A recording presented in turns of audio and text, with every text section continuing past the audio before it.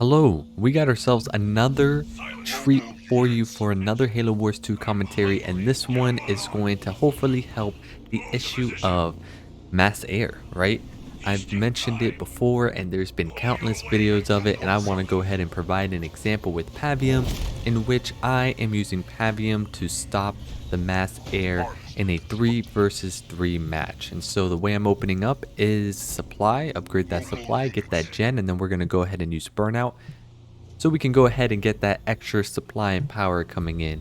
And then meanwhile, the goal is to go ahead and take that base that I just pinged. So I want to go ahead and apply pressure on light blue because light blue is the one with Decimus, and Decimus are the ones that usually like to expand fast or expand freely or just stay on tech 1 to go mass air as a whole, which means you can try and put yourself in a better spot if you're aggressive enough on that Decimus as a whole.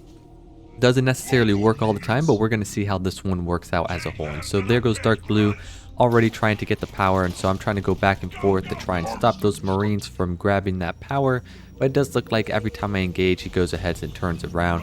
Burnout is working magnificently well, such that I already have enough supply to get that 4th gen like we just saw a few seconds ago, and now I got that mini base going, and from here on out this is where the deviations of the build order can happen. And so we're going to see what I'm going to go ahead and do in this situation, but for now I'm going to go ahead and take TP so I can go ahead and get a little bit of a scout, see if they've expanded right away, and also see if I can get a grunt set up in that expansion in that corner base. So not using that grunt to exactly scout the enemy, but at least see what they have going on if they try to expand in the place that I was trying to go at. And so there we go. There's already a grunt over here and he ends up leaving me alone. So I'm going to go ahead and check the mini base and see what is there, upgrade that gen.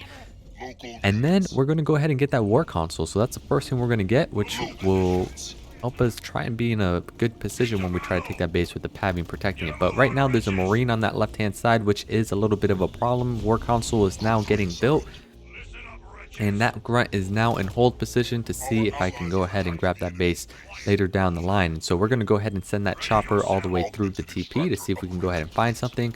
And yellow is getting off a very good scout. We see that blue is going armory, which is a hero that could possibly come out, and we're going to here also scout the Decimus, and the Decimus does show a econ game as a whole. And so going to go ahead and get our Pavium out, and we're going to upgrade to our second point for burnout because there's no reason for us to get mega turrets just yet. Green is getting that middle base expansion. We do have all right node control. We have our own and middle. Definitely could be improved upon as more, but I'm not really playing nodes in this game as a whole. And so once I get enough supply, there we go. We're dropping it down. We're going to have a chopper come in to help assist over here to kill out some marines and whatnot. It's not really much, but I want to try and distract the enemy as much as possible. But it looks like I won't be able to because of the fact that light blue had grunts there. He saw what I was trying to do and we stopped that immediately. So I'm just going to go ahead and keep making some grunts. Not grunts, some choppers, and upgrade my leader. And we have very good pressure that's happening right here at mid, and so we're going to go ahead and see if we can get rid of green as a whole. I'm here focusing down on this chopper because I don't want any more scout intel to happen, and my Pavium's still not upgraded just yet, but we're still doing good work as a whole. Ram goes in on that jackrabbit. 2 jackrabbits are being made as a whole, and now Pavium's going to go ahead and try and take that TP because once again I still want to try and get that base. So I'm going to take a risk and send that Pavium over. We don't really see anything that Covey's doing in regards to leader or anything that's threatening, which is why I've decided to go ahead and do that. So we still have a big fight that's going on over there. The grunt is still alive, so we're going to still try and rebuild that base. And a vortex is going down on a good amount of units by yellow, and the mantis is going down, and there goes the mine. We're going to have to go for a retreat in this position. I don't think we'll be able to hold it anymore. But there goes lots of light blue's grunts over here. Y-move is getting popped on those grunts and is doing a lot of damage on the grunts as a whole. Chopper comes in for the ram, which is also a pretty good move. We self-destruct the supply pad, the war console, in order to get another extractor so we can start working on tech 2, and with that additional power that's going to help us with our base expansion. And Pavium here is just taking out all the grunts right now, which is really nice. Hot drop is being dropped in by the veteran flamers, to go ahead and try and put a little bit of pressure on there as a whole for Light Blue's base that was trying to expand over there. And so now I was able to successfully get that base, and now I have Light Blue in a situation where we're going to be able to fight on this lane as a whole. And so first thing I'm going to do is get that foundry up so I can go ahead and start making vehicles as a whole. We will have the power to be able to do that, and we're going to still send our choppers through as much as possible until we start transitioning to full vehicles as a whole, right? We didn't see a raid camp happening, and Light Blue did have a bunch of grunts, which means he was saving his power. And he's probably at Tech 2 already. So we're going to go ahead and put our air pad in our main base. And now it looks like this base has gotten spotted. And so now it's when we need to start setting up our defense. So I'm going to start making Marauders right away. We're going to go ahead and upgrade Mega Turret. Now we just got to try and get Tech 2 to get that shield generator up. Light Blue still doesn't show any ounce of air, even though they are playing as Decimus. It's just something I keep in mind all the time as a whole. And so we're putting a lot of pressure on that mini base, and it does look like our teammate Red also expanded on the outside, and our Light Blue expanded in the usual spot. And so there we go. I'm producing my first Reaver because I still want to be able to deal with any anti-air that just happens to show up. And there goes Jerome, that little hero that's over there, but it's still nothing that's too concerning. And so I put in a second foundry before I go ahead and make that mega turret. The main reason is because I want to have this upgrade for the base, so then I could put the mega turret in those two slots, because the sooner I can get double factory production, the better it will be for me. And so a scatter bomb comes down, and there goes a lot of my cheap weak units as a whole. And we are able to get rid of the mini base, and it does look like Light Blue did not expand on this side, which is what you want to see. But there goes Green with his jackrabbits at the bottom. That's going to be a little bit concerning, because it does show that he is going to try and attack this base. And there goes Yellow showing up as well. So now I'm going to start getting my army into a better defensive position over here. Yellow takes the TP, which will be great. And my first mega turret is being made, and we're going to make sensor towers to go ahead and help us with this defense situation. We're going to stay a little bit more forward at the bridge, but we're going to get ready to fall back, and here it goes. We're going to go ahead and pop a Y move on the Forge Hog as a whole. There goes the air that's already showing up. My Reavers are going to start falling back. Their Forge is taking excellent damage over here, and the Reavers are doing excellent work in trying to get rid of these Banshees. We're not going to go ahead and retreat Pavium just yet. Yes, we are. We're going to take that huge mine hit. And look at that, Siphon's being popped on it as well. Vortex is going down. I'm shielded, but I did Y move my Reavers out of there. And look at that. This is why I went to double foundry, just so I can get these extra Reavers. These two Reavers are just making a huge difference as a whole. Third Reaver is now being made, and that vehicle upgrade is about to be completed, which means I'm going to do even more damage against this air. And now my Pavium is shown up to heal the mega turret, and now everything that he just committed with air, he has now lost. We have reset his air, which is now going to put me in a very advantageous position. We're only going to have one mega turret here just because we are going against air, and so this mega turret is just meant to be pressure, so then that way they can go ahead and try and push on me. And if they don't, that's great. If they do, well, they better have the right unit comp in order to go ahead and do so. Messed up that burnout just a little bit, but now I'm going to go ahead and start working on the expansion base if he chose to expand there. So have our Apex up to start with the heals as well, and looks like he's still stuck on one base. He lost a lot of his air, so I'm in a very good position over here. And so we're going to start making Locusts to get that building damage that we need. We do already have 6 Reavers, which is plenty enough. We do have an Engineer that's going to be healing my hero as well.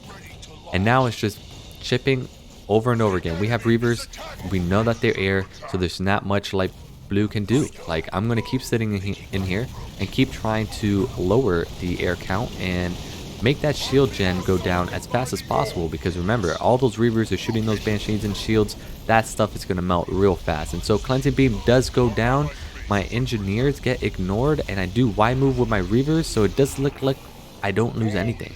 That is pretty great split in that regards. My Locusts are still on their way, and those Reavers, I mean those Banshees are being popped little by little. And so I'm already getting this forward base.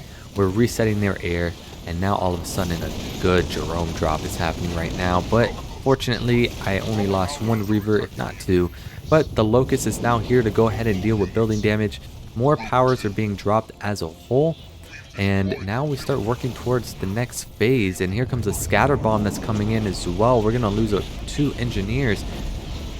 Unfortunately, I know this all too well. The Y moves for those Kodiaks just didn't really work out in the right position. And so now I'm only down with 3 Foundries, 3 Reavers, 2 Reavers now. But it does look like I'm still in a very good spot. I have 3 Locusts here. I'm going to get Mega Turrets set up on there. We're going to start retreating a little bit, which is going to be fine.